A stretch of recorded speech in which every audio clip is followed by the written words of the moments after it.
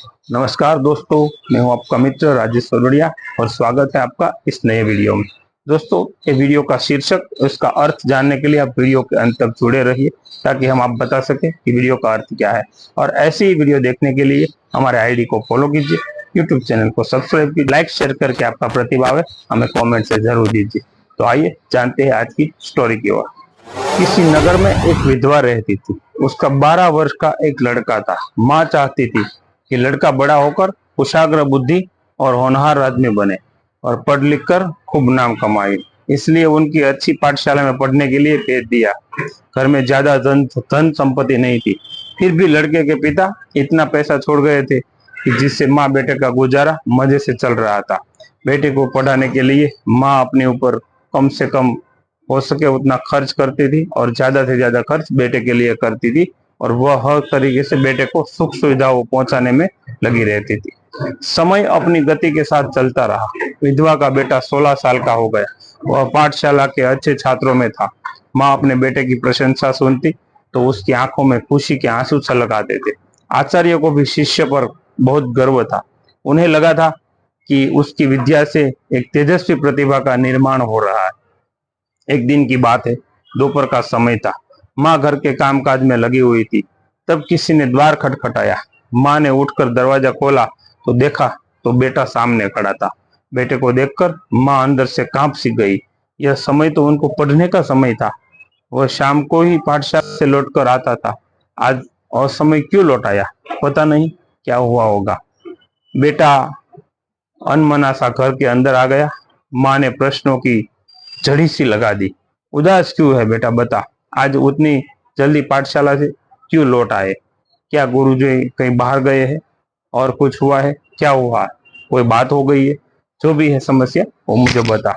कुछ क्षण बेटा चुप रहा, फिर बोला, माँ, आज मैं धर्मशास्त्र पढ़ जा रहा हूँ। उसमें लिखा था कि अपने माता पिता और ईश्वर की पूजा करें और उनसे बढ़कर, ऐसा करके एक पंक्ति छोड़ दी। उस क्षण बेटा चुप रह गया, फिर बोला, माँ, आज मैं धर्मशास्त्र पढ़ रहा था, उसमें लिखा था कि अपने माता पिता और ईश्वर की पूजा करो, उनसे बढ़कर ना कोई तीर्थ है और ना कोई मंदिर है। यही बात पढ़कर मैं घर चला आया। माँ, अब तुम बताओ, एक समय में एक ही पूजा हो सकती है क्या? दो की पूजा कैसे हो सकती है? मुझे तो 2 लोगों की पूजा करनी है। वो कठिन लग रही थी, समझ में नहीं आता। माँ की पूजा करूं या ईश्वर की करूं? माँ, तो एक काम करो, तुम ईश्वर से मुझे मांग लो या मुझे ईश्वर को सौंप दो। बेटे की बात सुनकर माँ ठगी सी रह गई और उसे लगा मेरा बेटा सिर्फ बेटा नहीं, एक युवा अवस्था का परिणाम है और मैं ही महान संत का बनाने में धारण के लिए है, इसीलिए बांध कर नहीं रखा जा सकता। माँ ने अपनी गीली आंखों से बेटे की ओर देखा, फिर उसे सिर पर स्नेह का हाथ फेरते हुए कहा, जाओ बेटा, मैंने अपना अधिकार छोड़ दिया। आज मैंने तुम्हारे ईश्वर को अर्पण कर दिया। माँ की आज्ञा लेकर बेटा तुरंत घर छोड़कर चला गया। शास्त्रों का विविध पूर्व अध्ययन समाप्त कर भगवान की भक्ति में लग गया। उसका त्याग और तपस्या को देखकर दुनिया उसे सामने सिर झुकाने लगी और एक बहुत बड़ा महान ज्ञानी संत बन गया। एक दिन तीर्थ यात्रा से लौटने पर बेटा को सपनों में आया। भगवान कह रहे थे कि माँ ने अपना काम पूरा किया, अब तू भी तेरा काम पूरा कर दे। मैं तुझे मिल गया, अब माँ को भी तो पा। बिना उसकी सेवा किए तेरा जीवन का सारा सार है, त्याग और तपस्या अधूरी रह जाएगी। संत की आंख खुल गई। उसी दिन अपनी माँ से मिलने चल पड़ा। घर के दरवाजे से जाकर देखा तो बूढ़ी माँ भगवान की मूर्ति के आगे बैठी है। हाथ जोड़कर कह रही थी, भगवान, मेरे संत बेटे की रक्षा करना। वह दिन रात तिथियों की पैदल चलता और यात्रा करता होगा, जंगल में घूमता होगा। आप हमेशा उसका ख्याल रखना और पूरे तरह से उसका ध्यान रखना और उसके साथ में रहना। माँ की ये प्रार्थना सुनकर जो बेटा की जो संत हो गया था, उसने दरवाजा खटखटाया। माँ आई तो चरण में लौट गया। बोला, माँ, अब भगवान ने मुझे तुम्हारी सेवा करने का आदेश दिया है। मैं जीवन का बाकी समय तुम्हारी सेवाओं में बिताऊंगा। आज तक मैंने जो किया वो संन्यास में कर दिया, लेकिन अभी का जो जीवन है वो मैं तेरी सेवा में मुझे भगवान ने आदेश दिया है। संत माँ की सेवा करने लगा। एक बार माँ कुछ बीमार थी। सर्दी का मौसम था।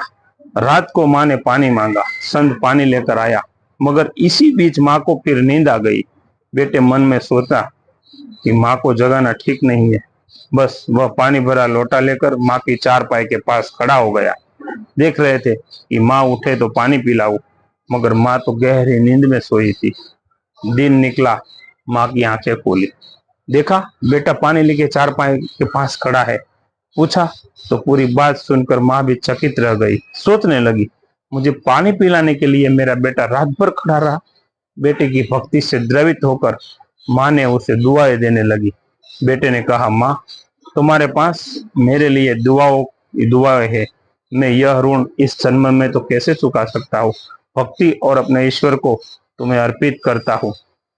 आज मैं सारी तपस्या है वो तुम्हारे चरणों में अर्पित करता हूँ, और तुमसे बड़ा आराध्य इस जिंदगी में या तो इस दुनिया में और कौन होगा। कहते हुए बेटे ने माँ के चरण पकड़ लिया।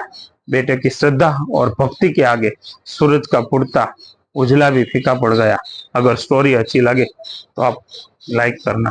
दोस्तों, इस स्टोरी का अर्थ ये महत्व कि अगर इस दुनिया में सर्वोच्च कोई पात्र है तो वो माँ है, क्योंकि वो हमें जन्म देती है, और माँ बाप है वो दुनिया में सबसे बड़ा हमारे लिए होता है। इसलिए कभी माँ बाप की सेवाओं में कमी नहीं रखनी चाहिए।